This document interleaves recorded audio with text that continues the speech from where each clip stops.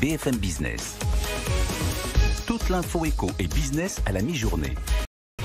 60 minutes business. Erwan Maurice. La culture en France est toujours à l'arrêt, en tout cas largement au ralenti. La ministre Roselyne Bachelot disait encore hier, il n'y a pas de visibilité sur la réouverture des lieux culturels. Les théâtres, les cinémas, les musées restent donc fermés jusqu'à nouvel ordre. Bonjour Françoise Nyssen.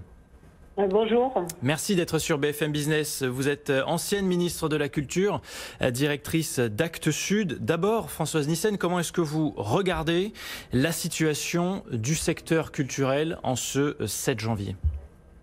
Écoutez, je suis donc effectivement là en tant que, je dirais, j'incarne un désir et la culture dans tous ses aspects, puisque j'ai la chance d'être éditrice, libraire, mais aussi d'animer un lieu culturel sur Arles et de me préoccuper de problématiques de transmission, puisque j'ai créé une école dans un écosystème où nous nous préoccupons un petit peu de ces transitions environnementales et sociétales qui sont nos sujets aujourd'hui. Et donc, je ne peux que constater la situation catastrophique dans laquelle tout le secteur des artistes et de la culture se trouve. Pour parler de notre secteur, je pense qu'on est très chanceux d'être éditeur de livres et de pouvoir être à l'origine de la diffusion d'ouvrages qui donnent de l'émotion, du sens, qui permettent de comprendre le monde, etc. Et d'une certaine façon, à partir du moment où les librairies ont pu réouvrir et n'ont plus été considérées comme des commerces non essentiels, ô combien mot malheureux que ce terme de non essentiel, alors que c'est absolument essentiel, eh bien, objectivement, il y a un appétit, et je dirais s'il fallait une preuve de plus de l'importance de la culture et de la partager, c'est bien ce qui s'est passé dans les librairies. Par contre, on ne veut pas ignorer que le reste, tout le spectacle vivant, tout le monde de l'art, de la monstration, des monuments qui se visitent, etc., tout ça est à l'arrêt. C'est vraiment une catastrophe. Et on ne peut qu'être absolument affolé par la non prise en compte d'une chose qui me paraît essentielle et qui est un terme, une fois qu'on le dit, qui est une évidence, qui est la santé culturelle.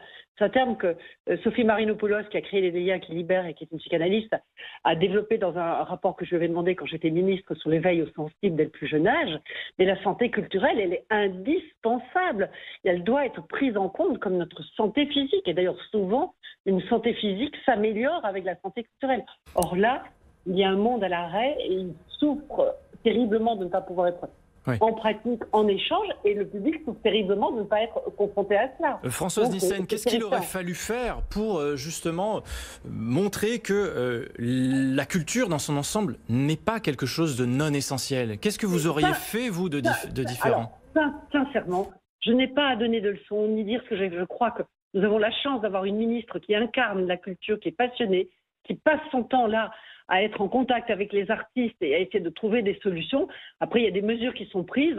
Moi, je n'ai absolument pas compris la fermeture des librairies. Je n'ai pas compris pourquoi on acceptait en permanence l'ouverture des grands lieux de commerce comme les surfaces commerciales, etc., et pas les petits commerces.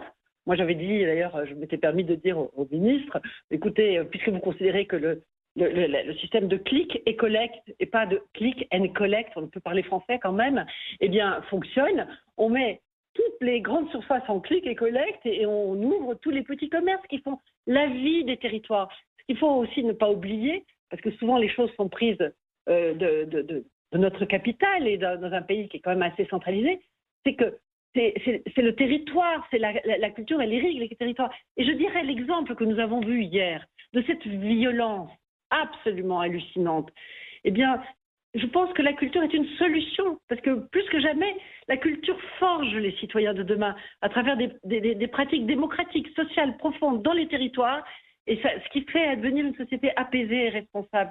Il faut que la culture soit partout, soit tout le temps, donc il ne faut pas qu'elle soit empêchée. Donc, vous dire ce qu'il aurait fallu faire, en tous les cas, il y a longtemps qu'il faut se préoccuper de faire en sorte que la culture soit accompagné, que l'accès à la culture soit une question posée, et il faut travailler là-dessus et au plus près de chacun.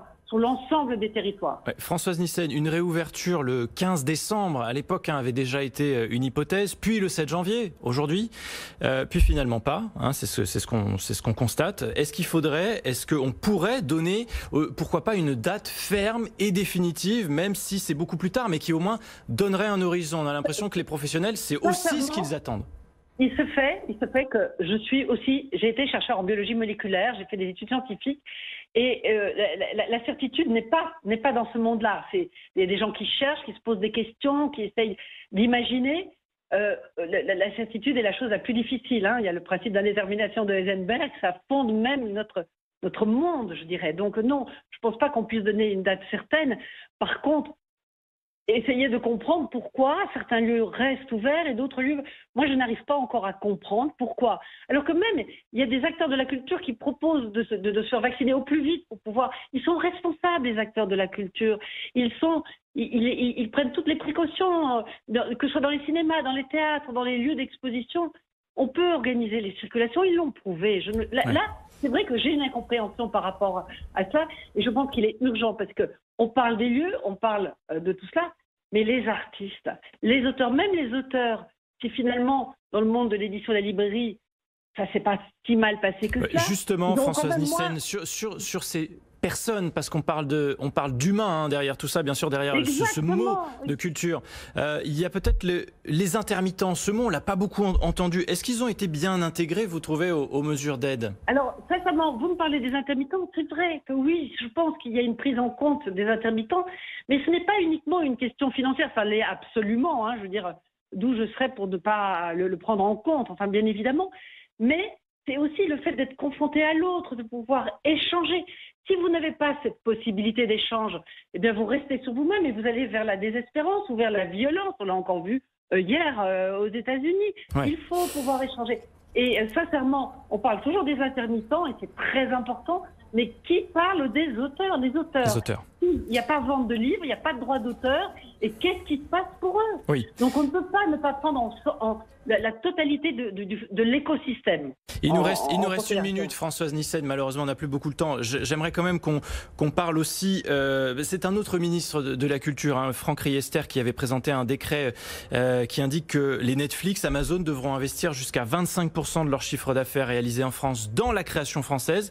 Est-ce que c'est aussi ça qu'il faut faire pour sauver le cinéma? Là, ça concerne le cinéma. Attendez, sincèrement, c'est un dossier que j'ai ouvert, vous le savez. J'ai même obtenu à Bruxelles, où les choses se jouent, le fait qu'il y ait un quota de voix européenne que aucun pays pratiquement ne voulait à l'époque dans la diffusion de ces plateformes, mais c'est évident. C'est un hold-up incroyable. Ils captent un nombre de richesses et ils ne devraient pas intervenir dans la création. En France, tous les acteurs participent, que ce soit les chaînes de télévision. On a fait la création de Canal+, plus a été aussi fait dans ce sens-là. Tout ce qui se fait au niveau du cinéma, tout le monde participe à la création et eux ne devraient pas, tout en captant. Aujourd'hui, ils ont capté tous les publics et c'est très inquiétant. Mais bien sûr qu'il faut absolument qu'ils participent. Et souvent, ce sont des sociétés qui, par ailleurs, n'ont pas la fiscalité n'est pas juste. Donc, il est absolument indispensable. Et c'était un des dossiers sur lequel je me suis beaucoup penché, comme le droit voisin et des choses comme ça. Mais bien sûr, et Franck Riester a absolument continué ça et il faut continuer. Et je suis sûr que la ministre actuelle va le faire avec détermination. Et rapidement, pour terminer sur les théâtres, on en parlait déjà un petit peu, les théâtres privés, hein, une partie d'entre eux réclament à la ministre de rester fermés jusqu'en septembre 2021, par respect du public, disent-ils, et aussi par besoin de visibilité, c'est ce que j'évoquais tout à l'heure. Est-ce que vous soutenez ou est-ce que vous comprenez ces revendications? La problématique des théâtres privés, c'est qu'ils n'ont pas de maintien de rentrée financière comme il se passe, et heureusement, et vous savez que je préside maintenant le conseil d'administration du Festival d'Avignon et du Festival des rues d'Aurillac, et je vois bien que là, l'institution et l'État, enfin toutes les institutions ont été au rendez-vous, et c'est formidable. Mais ceux qui sont dans le privé n'ont pas cette chance-là. Donc pour eux, c'est catastrophique. Donc imaginez d'ouvrir, c'est investir, c'est forcément engager des frais pour ensuite se faire entendre que c'est fermé, c'est extrêmement compliqué. Comment est-ce qu'ils peuvent s'en sortir? Où vont-ils chercher les moyens pour continuer à exister? Or, on a besoin de cette alliance magique du privé et du public en permanence pour enrichir, expérimenter imaginer. Plus que jamais, on a besoin de tous les acteurs de la culture. Donc il faut vraiment trouver des solutions pour tout le monde. Merci beaucoup Françoise Nyssen. On sent que vous êtes passionnée toujours par ces sujets, bien sûr.